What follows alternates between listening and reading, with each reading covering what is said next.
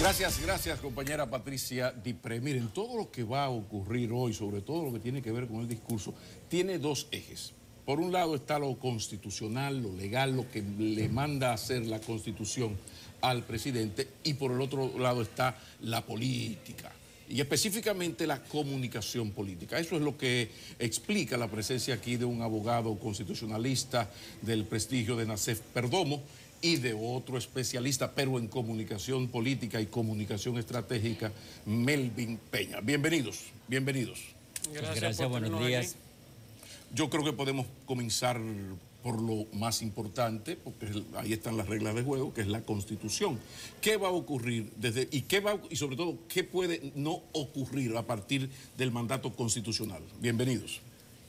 Bueno, lo que va a ocurrir es lo que ocurre en todos los sistemas presidencialistas cuando el presidente va a rendir cuentas al Congreso, que es que los presidentes exponen su opinión de lo que ha sido el último año de mandato y de cuáles han sido sus logros, además de presentar cuáles van a ser sus ejes de actuación para el año que comienza, porque no hay que olvidar que en términos constitucionales para el Congreso y para incluso de cierta manera para la Presidencia de la República, el año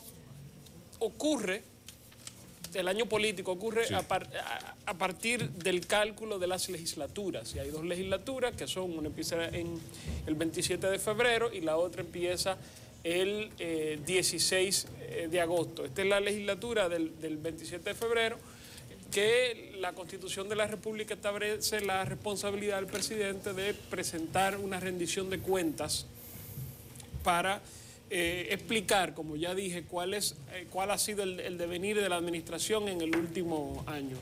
No hay que extrañarse, como a veces ocurre, en que el presidente haga una exposición favorable a su administración.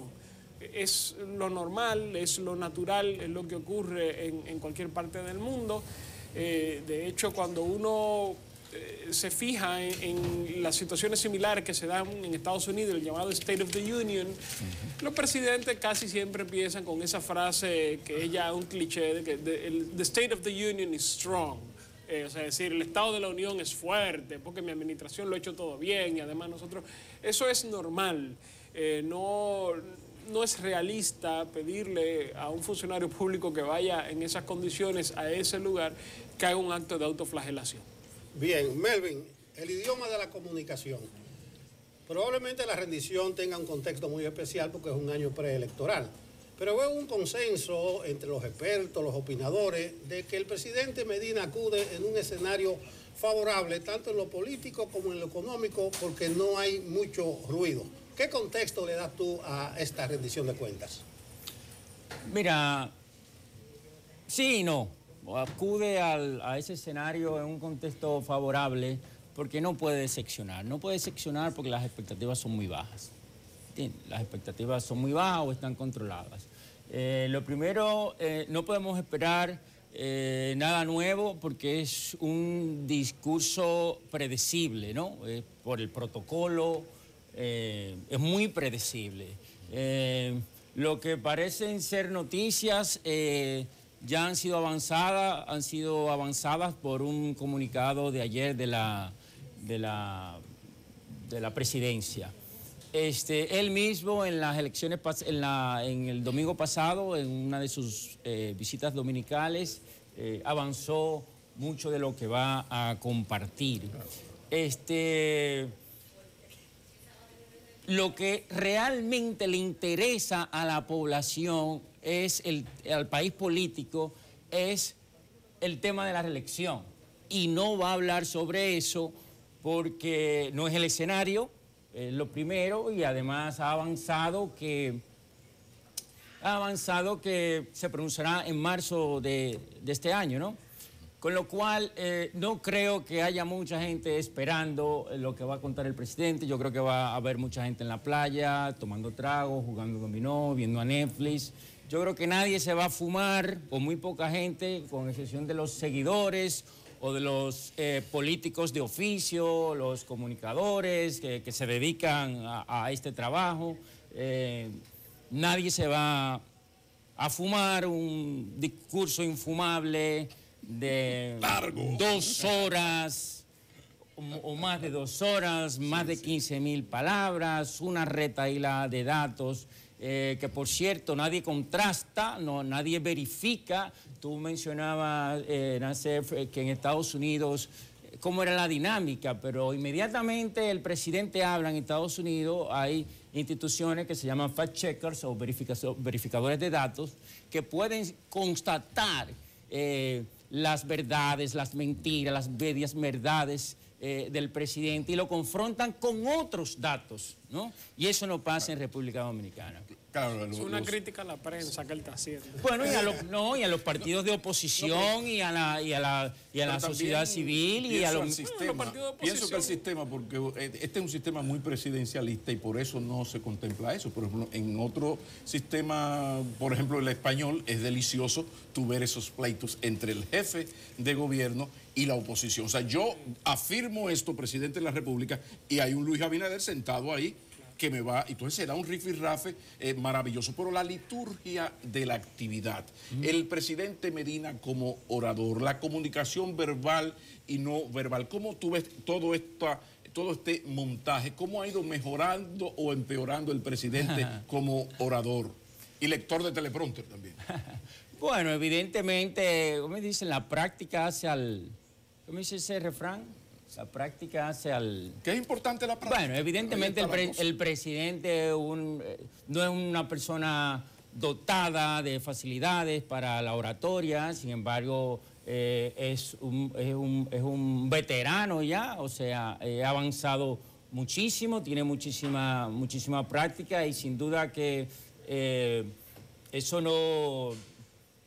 tampoco nos va a sorprender. Por ejemplo, el año pasado él introdujo un elemento, en el discurso del año pasado, un elemento, vamos a decir, un intento de frescura, porque se centró mucho en los porqué, en las causas de las cosas y intentó al final alguna conexión emocional, ¿no? Lanzará consignas cada año. Y el elemento emocional, ¿tú crees que habrá alguna cita, va a invitar a alguien? Todo esto, que tú sabes mucho de eso, todo esto que se hace para lograr entrar a la parte emotiva. Bueno, lanzará arengas, que nadie se quede atrás, que no sé cuál se inventará ahora, que nadie se quede atrás, que manos a la obra, pintará un país que todos quisiéramos mudarnos hacia ese país.